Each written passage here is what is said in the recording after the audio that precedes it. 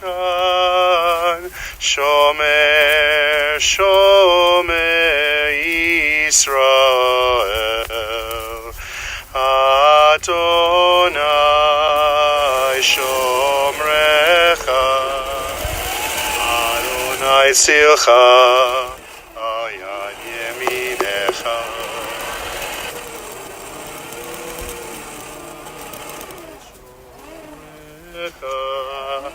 Adonai Tzilcha, Ayad Yeminecha, Yomam HaShemesh Lo Yakeka, Ve'yareach Balayla, Adonai Yishmorcha Mikora, Yishmor, Yishmor enafshecha. Adonai Yishmor tzeilcha uvoecha, me'ata ve'ad olam. Adonai Yishmor tzeilcha uvoecha, me'ata ve'ad olam. Al mekoma tavo v'shalom.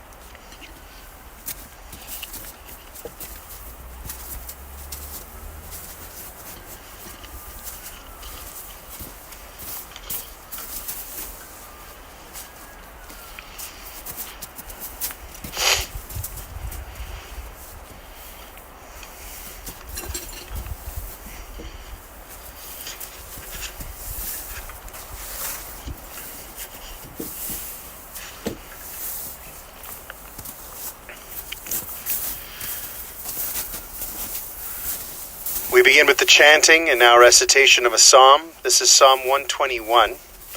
In Hebrew it is known as Shir LaMa'alot, a song for ascending. I turn my eyes to the mountains. From where will my help come? My help comes from God, from Adonai, maker of heaven and earth. God will not let your foot give way, your guardian will not slumber. You see, the guardian of Israel neither slumbers nor sleeps.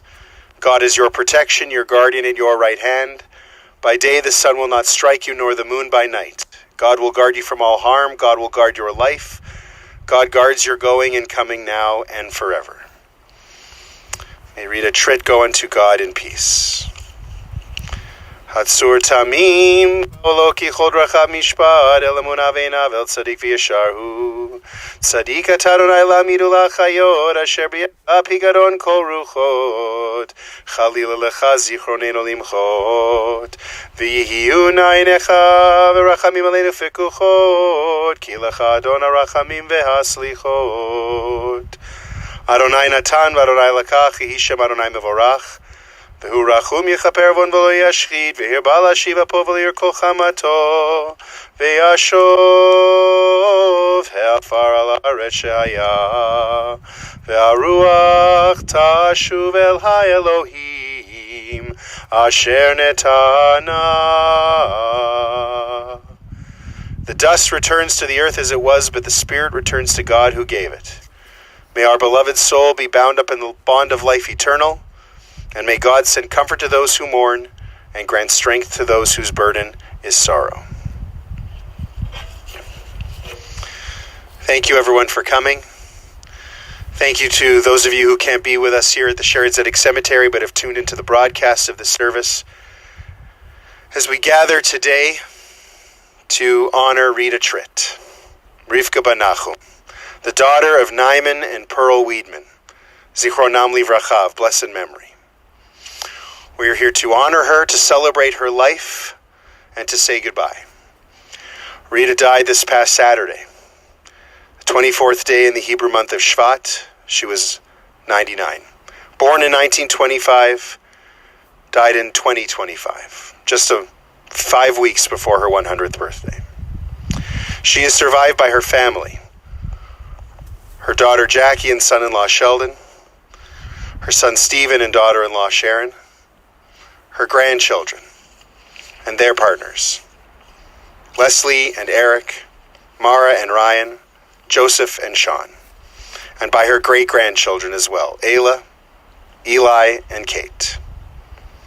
Rita was predeceased by her parents, Nyman and Pearl, by her husband Joe, and by her foster sister Zelda, all of blessed memory, Zichronam Livracha. Really intelligent, really independent, really opinionated. A woman very much ahead of her time. These are the words her family uses to describe her. Rita Tritt, who went to University of Manitoba in the 40s, and then the University of Minnesota, where she graduated in journalism, and even wrote for a time for the Winnipeg Free Press covering fashion. She was born Rita Weidman, the daughter of Nyman and Pearl, grew up in the South End at 1 Ruskin Row, in a duplex, with her Aunt Millie and Uncle John next door. Her family often called her by her first and middle name, Rita Ruth, but I'm told she didn't love that so much, so we're not going to do that anymore. Rita was known to say throughout her life that she was an only child, so she knew how to be on her own. You get used to it. This was the usual reason given, for example, why she wouldn't attend very many programs at the Simpkins Center, where I got to know her and where she's been a resident for the last 3 years. Of course, the exception is any programs that involved food. She was pretty keen on those.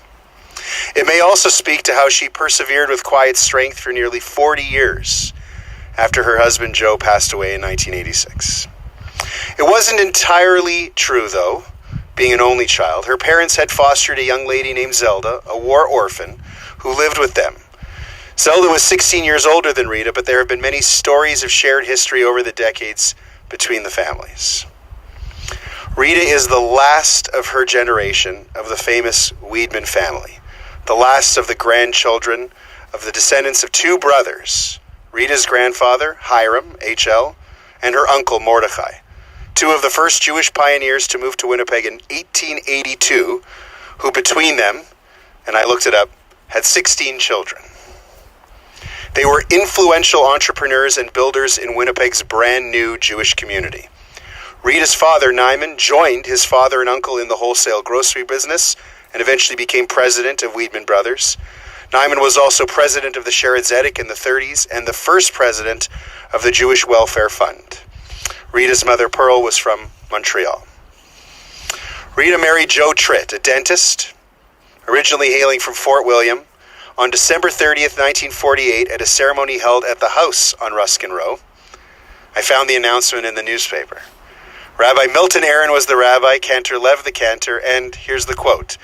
The bride chose a ballerina gown of white brocaded veil, featuring a back-dipping peplum, tuck bodice, and capped sleeves. Her chapel veil was held by a band of white feathered carnations. She carried a wedding ring bouquet of white carnations and orchids. Following a trip to Chicago, Montreal, and points east, the couple will reside in Winnipeg. And they did. First in a house on Oak Street and then a home on Waverly, which the Tritts built and which Rita, I'm told, helped design. She gave up her career as a writer. She'd also been writing copy for a mail order catalog to stay home and raise the family, their children, Jackie and Stephen. Rita will forever be remembered by her family, especially, but really anyone who knew her, for her art. Her painting skills were amazing. The quality work of a professional, no question. The gorgeous lily that adorned the wall of her room at Simpkins Center immediately would grab anyone's attention entering the room, and then upon closer inspection you'd see the autograph of the artist, R. Tritt. What a talent, even more astounding.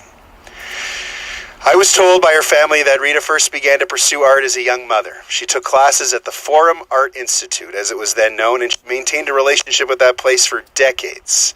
The cornerstone of her social life, in many ways. She would go twice a week, bring a lunch, spend hours honing her craft. Her art is a gift to this world, but her legacy is her family. her children, grandchildren, and great-grandchildren. Rita will live on in their memories and in their stories as they celebrate her talent, her intelligence, her independence, and her love of family. May her memory be a blessing. May she rest in peace. Mara will now deliver a eulogy, a hesped, in honor of Grandma Rita.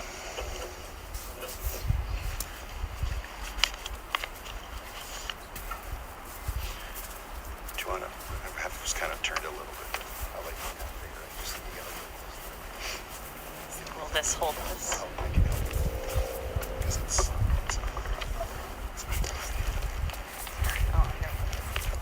yes. Stick it out. Just get this. Okay. I am not a particularly religious person, but when I think of my grandma, I can't help thinking of the word Hineni. It is a prayer we say on the high holidays. The translation is, "Here I am." In the Torah, it means a complete presence and willingness to serve God. The spirit of Hineni in the family means an ever-present force, always there, always willing to support. That is the spirit of my grandma. Even if we didn't speak to her every day or see her as much as we wanted to, it was that presence that was always there. We knew we could count on my grandma, and in turn she knew she could count on us. The roles of tradition and ritual are particularly important in our family. My grandma was the matriarch of the Tritt family. Sunday dinners as a family were always a tradition. Since 1986, when my grandpa died, she single-handedly kept our family connected through our Sunday dinners and annual trips to Florida.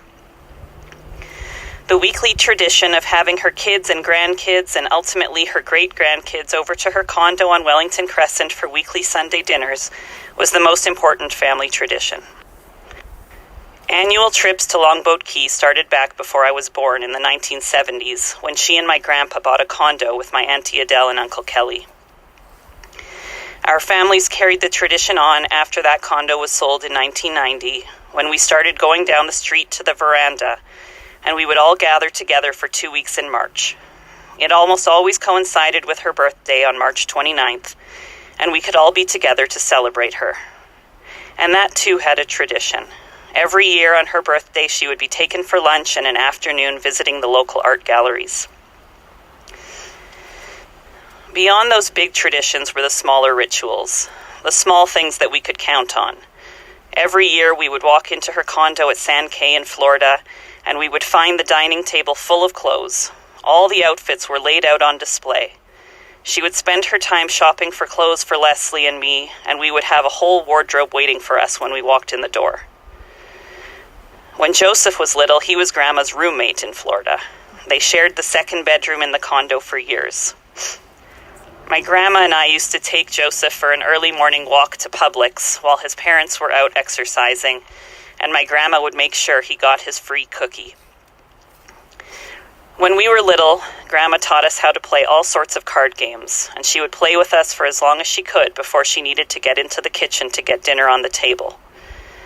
While she was busy, we would build card houses all over the condo with all the decks of cards that we could find.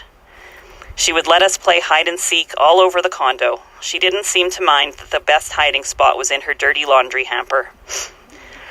At the end of Sunday dinners, we would have Trident mints from her purse on the way out the door, and as we got older, there was a candy bowl hand-painted by Joseph, full of everyone's favorite chocolates that would be passed around before we left. When Leslie and I were little, she would stay with us when our parents would travel. Keeping with traditions, we always went for blintzes at Nibbler's Nosh. Growing up, she would drive herself to our house to go for an afternoon swim with us in the pool. She survived the Cabbage Patch craze of the 80s and successfully sourced dolls for each of us. She tried to pass on her love of painting to Joseph, buying him sketchbooks and art supplies. One of my personal favorite memories was when I was a teenager. Leslie was busy in university. My parents wanted to go to Mexico, and I was going to go with them.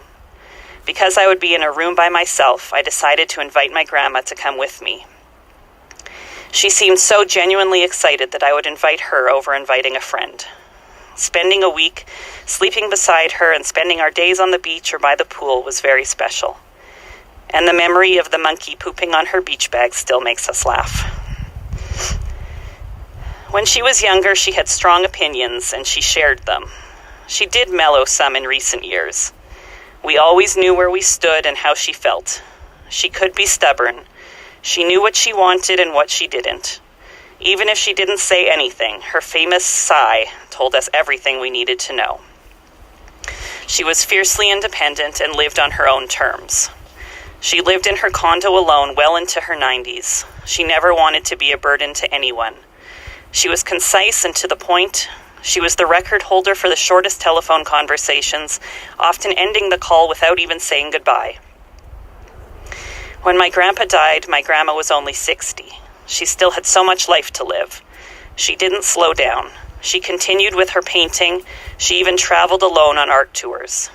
She played cards with a group of friends and went to the theater and movies until she was the sole survivor of her group of friends.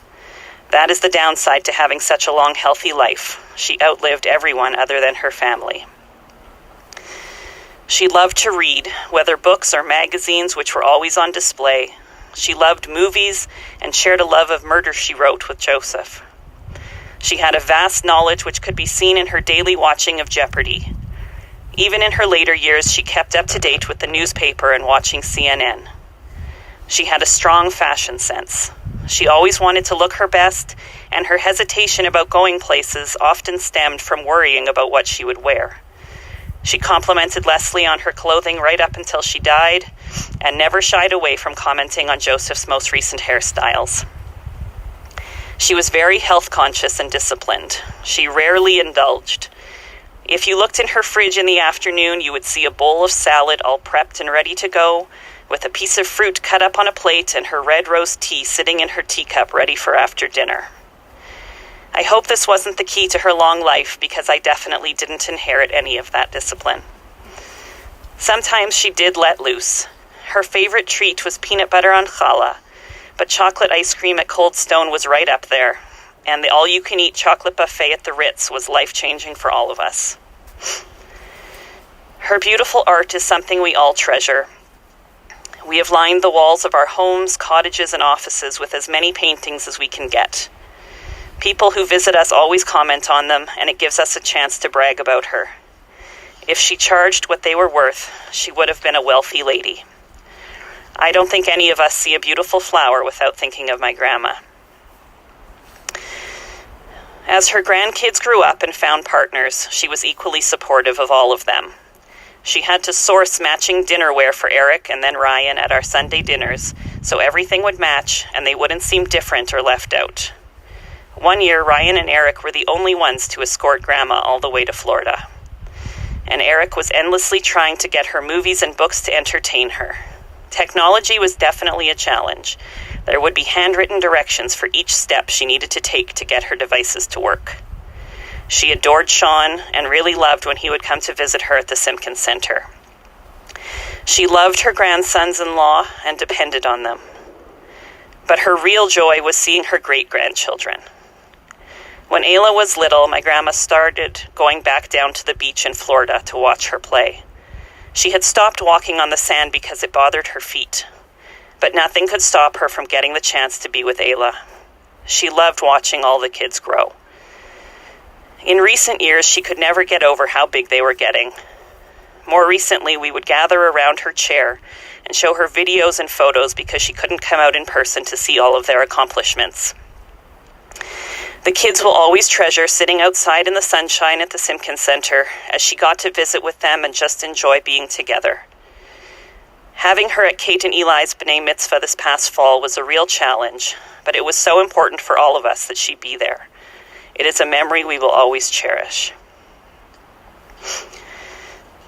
In sum, my grandma lived a full, long life. She was blessed with good health and lots of happiness. Her world got small in recent years, and we did our best to keep her company as much as we could. My mom and my uncle were incredibly doting in her final years, making sure she always had what she needed. We tried to be that strong, supportive presence for her that she has been for us. We will try to emulate her spirit of Hineni with our own families and make sure to keep the rituals and traditions alive. A life well lived is one filled with purpose, meaning, and connections, and my grandma embodied that until the day she died. She will be missed.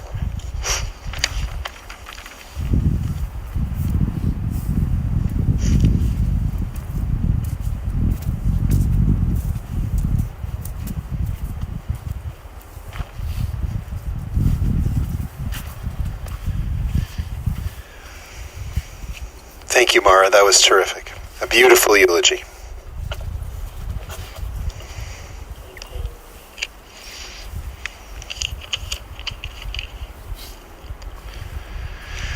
In a moment, we'll chant the Omalei Rachamim, the traditional Jewish memorial prayer.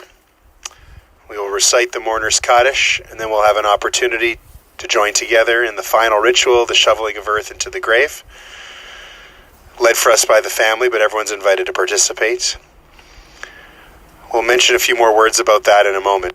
There will be a Shiva this evening and tomorrow evening, 7 to 9, at Stephen and Sharon's home, 14 Driscoll Crescent, and there will be prayers at 7:30. So that's tonight, 7 to 9, or tomorrow, 7 to 9 for Shiva. For now, we will turn to the El Malei Rachamim prayer to honor Rita Tritt. El Malei Rachamim, Shochein Bamromim, Hamsei Menucha Nechona, Tachat Kanfei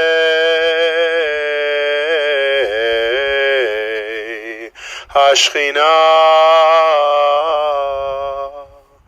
B'malot Kedoshim Uteorim, Kizohar Arakia Mazirim, Enishmat Rivka Bat Nachum Shelcha Leolama Began Eiden Tehei Menuchata Anabal Harachamim Hastirea Beseiter Kenafecha Leolamim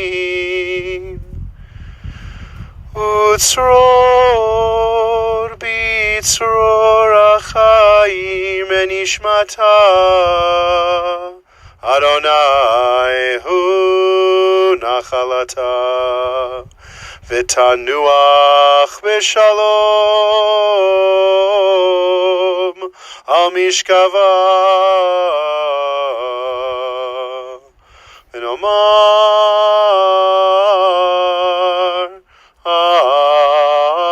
Amen.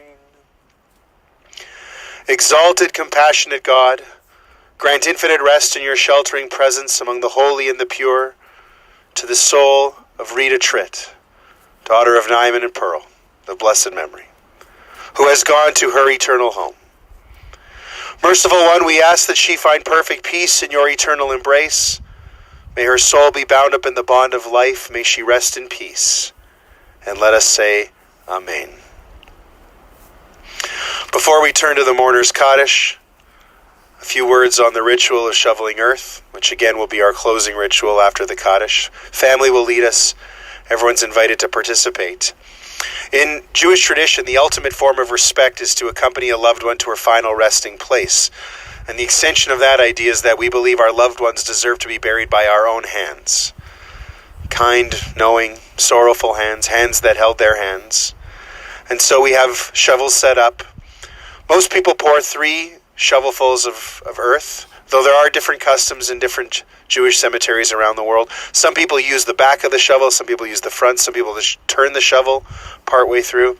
Some people will pass the shovel when they're done to the next person. Other people will return it to the earth. There are different explanations and different customs, like I mentioned. The one that's familiar to you, you should embrace. People can line up on both sides. Be careful, of course, because it's slick at this time of year. And anyone who wants to participate but isn't sure about using one of the large shovels, you can see where I'm pointing. There's a pail here. Inside that pail, a small shovel and sand, in case you want to participate in this ritual, because it's a mitzvah, a selfless act we do without any hope of reward, to care for someone who cared for so many people, to care for her until the very end. That's the idea behind the shoveling. And again, we can go to that after the Mourner's Kaddish. Shiva, again, 14 Driscoll Crescent this evening, tomorrow evening, and prayers at 7:30 both nights. For now, we turn to the words of the Mourner's Kaddish, and you can join with us and recite with the family if you know it. Yit Gadal v'Yit Gadash Shemei Rabah, Be'alma Divra Chirutei v'Yamlich Malchutei, B'chayechon uv'yomechon uv'chaye dechol Beit Yisrael, Ba'agala uv'izman kariv v'imru Amen. Yehi Shmei Rabah Mivorach le'alam u'lalmei almaya. Yibarach v'yishtabach v'yitpa'ar v'yitromam v'yitnaseh v'yithadar v'yitalev v'yitalal Shemei dekudsha brichu. Le'ela min kol birchata v'shirata tushbechata v'nechemata da'amiran be'alma v'imru Amen. Yehi shlama Rabah min Shemaya v'chaim aleinu v'al kol Yisrael v'imru Amen. Oseh shalom bimromav hu ya'aseh shalom aleinu v'al kol Yisrael v'imru Amen. May the one who creates peace and harmony on high bring peace and harmony to us, to all Israel, and to all humanity, as again together we say Amen. To the family we say this: Hamakom yinachem etchem betoch sha'ar avelei Tzion v'Yerushalayim. May you be comforted and consoled among all those in our community who are or who have ever been in mourning. And in conclusion, we offer the words of Job, the epitome of suffering in Jewish tradition, who said, Adonai natan v'Adonai lakach, yehi shem Adonai mevorach. God has taken, God has given, God has taken. Blessed be the name of God. May Rita Tritt's memory be a blessing as we mark that her essence will never leave our hearts and souls. Thank you again, everyone, for being here. Thank you to our pallbearers. Thank you to the family for the honor. And thank you to anyone who couldn't be here with us but is tuned in to join their hearts together with those in Rita's family who are now in mourning. We appreciate everyone's support and love, and we invite the family to come forward and lead us in our closing ritual. Thank you.